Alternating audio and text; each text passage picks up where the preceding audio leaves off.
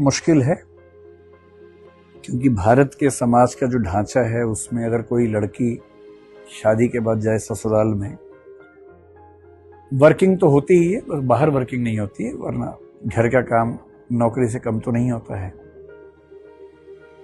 पर घर के काम की इज्जत उतनी है नहीं। एक इस पर डिबेट चलती है कि दो महिलाएं अलग अलग घर में काम कर रही हैं, अपना घर का काम कर रही हैं, वो सिर्फ इतना करें कि अपने घर में ना करें, पड़ोसी घर में करें, तो उनकी इनकम कितनी होगी? तो लोग कहते हैं कितना होगा? सफाई करने वाली 2,000 रुपये मिल जाएगी, खाना बनाने की 5,000 रुपये मिल जाएगी, बच्चा पालने के लिए किसी को रखेंगे 5,000 हो जाएगा, 10-12 हज़ार हो जाएगा। ईमानदारी से देखेंगे तो ये प्रोडक्टिविटी इतनी ज्यादा है कि शायद वो एक अच्छे खासे मेल की सैलरी से ज्यादा ही निकलेगी।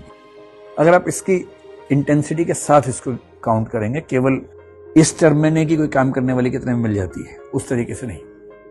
एक सर्वे हुआ जिसमें महिलाओं से घर घर जाके पूछा गया, आपके पति क्या करते हैं और आप क्या करती हैं? तो अधिकांश ने कहा मेरे पति ये नौकरी करते हैं, मैं कुछ नहीं करती। अधिकांश ने यही कहा आई डोंट वर्क, मैं कुछ नहीं करती। जबकि जब काउंट किया गया तो वर्किंग वीमेन जो घर में हैं उनके काम के घंटे पुरुषों से ज्यादा है।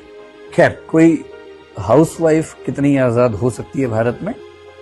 अगर उसके ससुराल के लोग बहुत समझदार हैं, संजीदा हैं, अगर उनकी भी 1-2 बेटियां कहीं गई हुई हैं शादी करके और उनको एहसास है कि आज़ादी दो तरफा मामला है, तो शायद उस घर में आज़ादी ठीक ठाक हो। और या अगर वो लड़की बहुत चंट टाइप की है और उसको अपने अधिकारों का पूरा ज्ञान भी है और बीच में एहसास दिलाती रहती है कि देखो ये धाराएं लगती हैं, तब भी आज़ादी मिल जाएगी। लेकिन अगर ये 3 सूरतें ना हो तो मेरे ख्याल से 95 से 99% फैमिलीज में मुश्किल है कि उनको बराबर की आज़ादी मिले। लेकिन जनरली आज़ादी कम तो है ही।